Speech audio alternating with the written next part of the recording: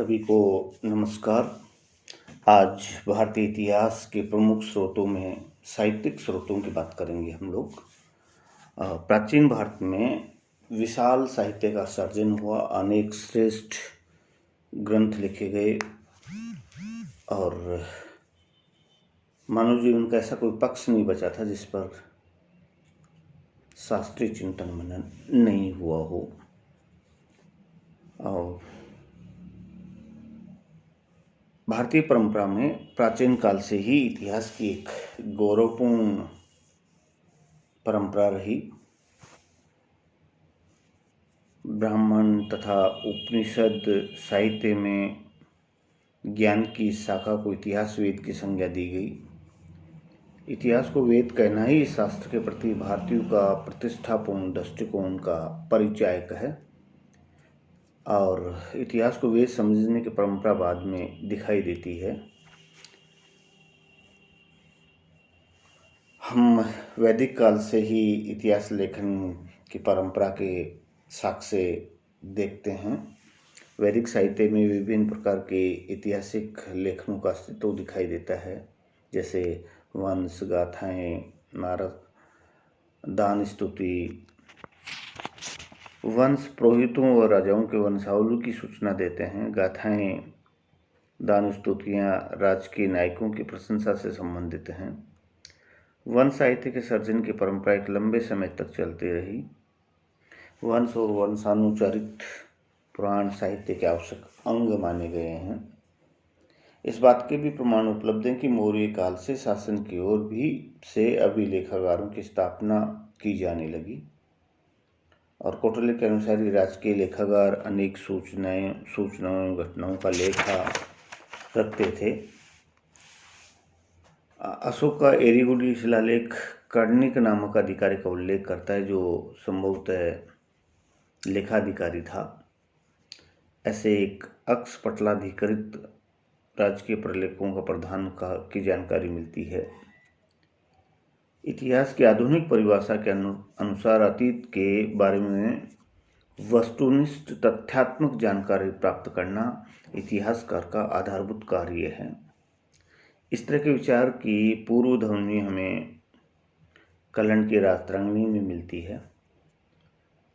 Kiln के अनुसार वही गुणवान कवि प्रशंसा का अधिकारी है जो राग द्वेष से मुक्त होकर एकमात्र तथ्यों के निरूपण में ही अपनी भाषा का प्रयोग करता है। प्राचीन भारतीय इतिहास के साहित्य स्रोतों को दो भागों में बांटा जाता है या बांटा जा सकता है। प्रथम धार्मिक साहित्य, जिसमें हम ब्राह्मण साहित्य, बौद्ध साहित्य और जैन साहित्य को रखते हैं, और द्वितीय धर्मेतर साहित्य, लौकिक एवं अर्ध ऐतिहासिक साहित्य। ऐतिहासिक साहित्य एवं क्षेत्रीय भाषाओं से संबंधित ग्रंथों को इस श्रेणी में हम लोग रखते हैं। और सबसे पहले हम धार्मिक साहित्य की चर्चा करेंगे। प्राचीन काल में हमारे यहाँ विपुल धार्मिक साहित्य का प्रणयन हुआ। इसके दो प्रमुख कारण जान पड़ते हैं। प्रथम, प्राचीन भारत में अनेक धर्मों का जन्म एवं विकास हुआ, तथा द्वितीय, हमारी परंपरा में प्रारंभ से धर्म को व्यक्ति, समाज एवं राज्य की गतिविधियों का नियामक निर्देशक माना गया और प्राचीन भारतीय धार्मिक विचार प्रकारांतर से नीति संबंधी विचार हैं। प्राचीन भारतीय धार्मिक साहित्यिक रचना में तत्कालीन सामाजिक, धार्मिक, आर्थिक, राजनीतिक एवं सांस्कृतिक जीवन की बहुत सी महत्वपूर्ण घटनाओं का विवरण हमें मिलता है। ये सूचनाएं इतिहासकार के लिए बहुमूल्य हैं, लेकिन इन्हें उससे सावधानी से तुलनात्मक परीक्षण के द्वारा ढूंढना एवं पहचानना पड़ता है। वैज्ञानिक संसाधन की अग्नि परीक्षा में धार्मिक साहित्य को डालकर उसमें से इतिहास को खंगाला जा सकता है, ढूंढा जा सकता है, निकाला जा सकता है।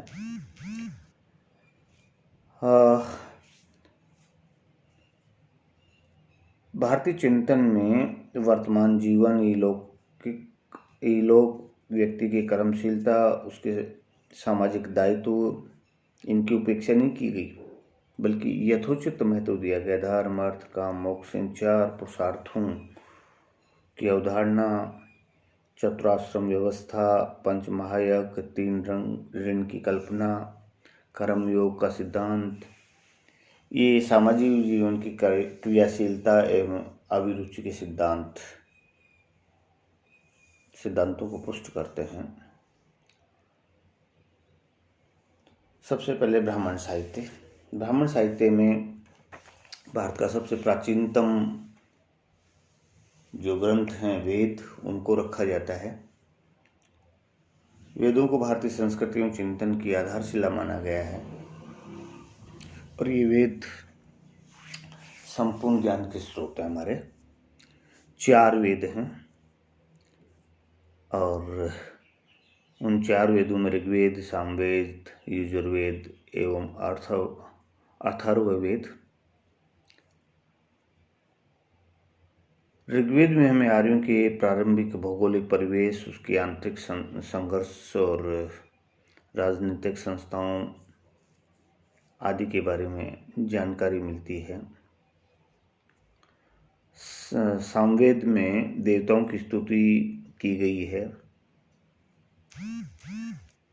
यजुर्वेद में आर्यों के कर्मकांड और अनुष्ठानों की विधियों का उल्लेख मिलता है, लेकिन अथर्ववेद में बहुआयामी जानकारी है।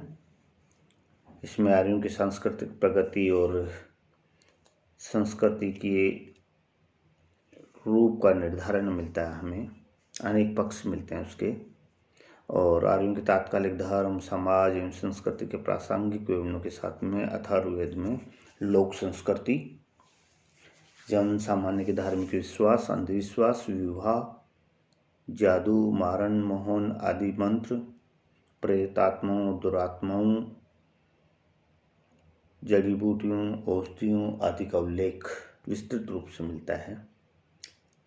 इन वैदिक साहित्य वेद जो हैं, इनकी संहिताएं मिलती हैं, इनके ब्राह्मण ग्रंथ मिलते हैं।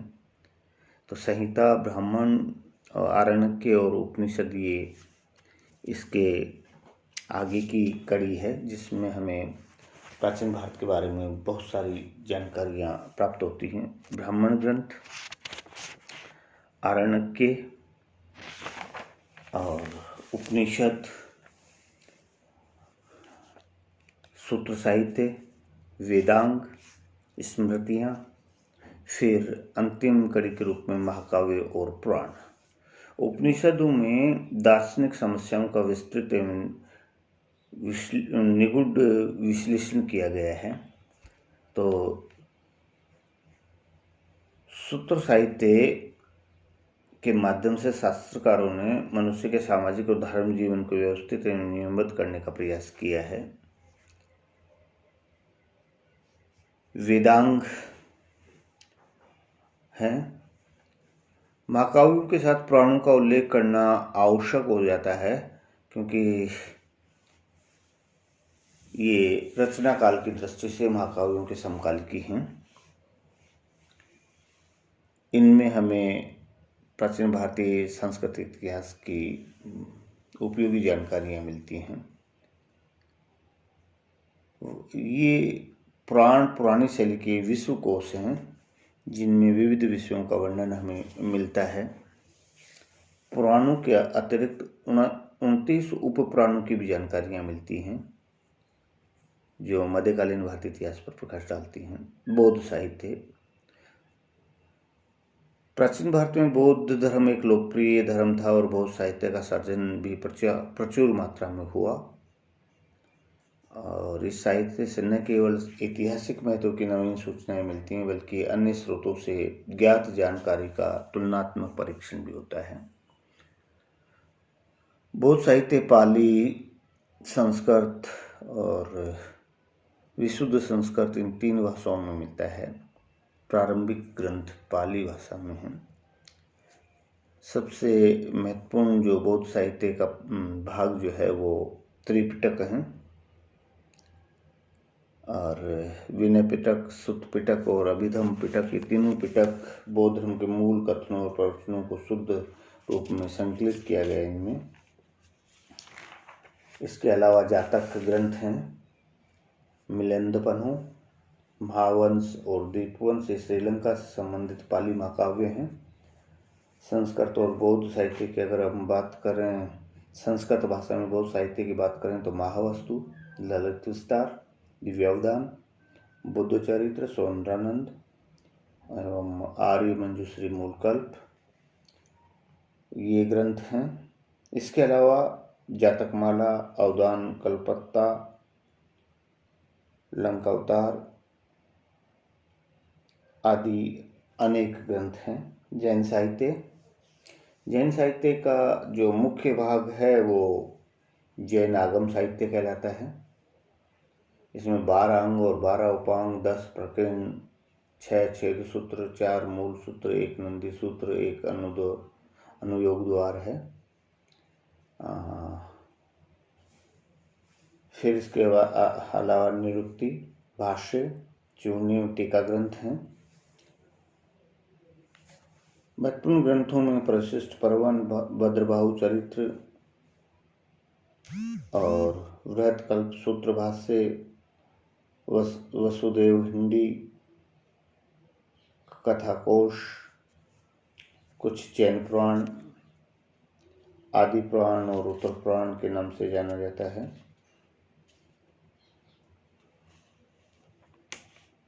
बहुत सारे जैन धर्म में बहुत सारे विद्वान हुए। हरिभद्र सूरी द्वारा रचित कथाकोश, सम्रादित्य कथा, दुष्टाख्यान, उद्योतन सूरी द्वारा रचित कोलय माला, सिद्धि सूरी द्वारा रचित उपमिति भव प्रजन कथा, जिनेश्वर सूरीकृत कथाकोश प्रकरण, ये तत्कालीन सांस्कृतिक जीवन की अनेक झांकियां इनमें हमें देखने को मिलती हैं।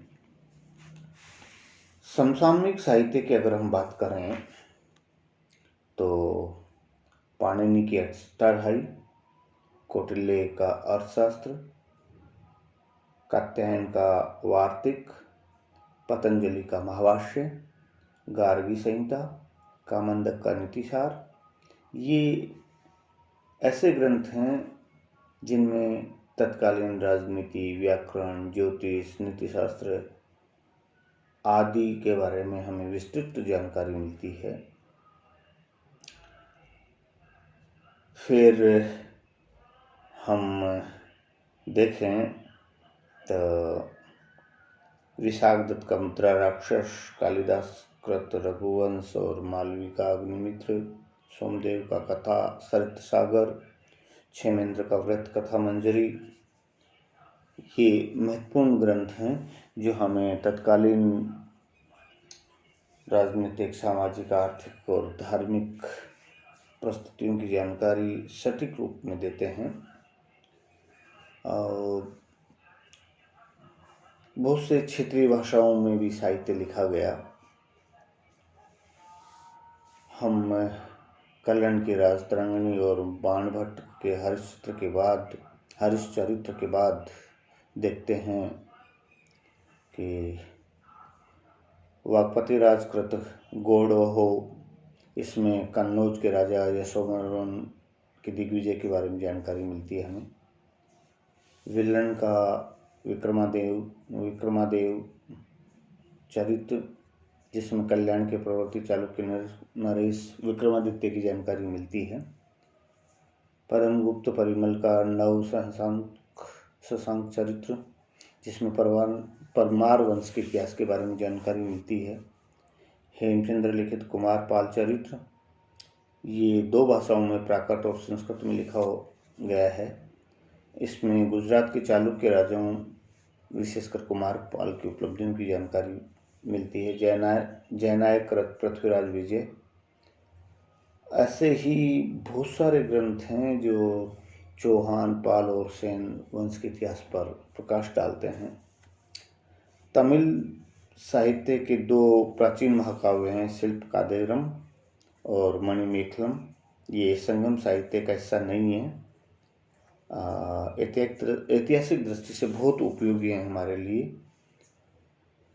ऐसे ही नंदी का कामलम पल्लव राजाओं के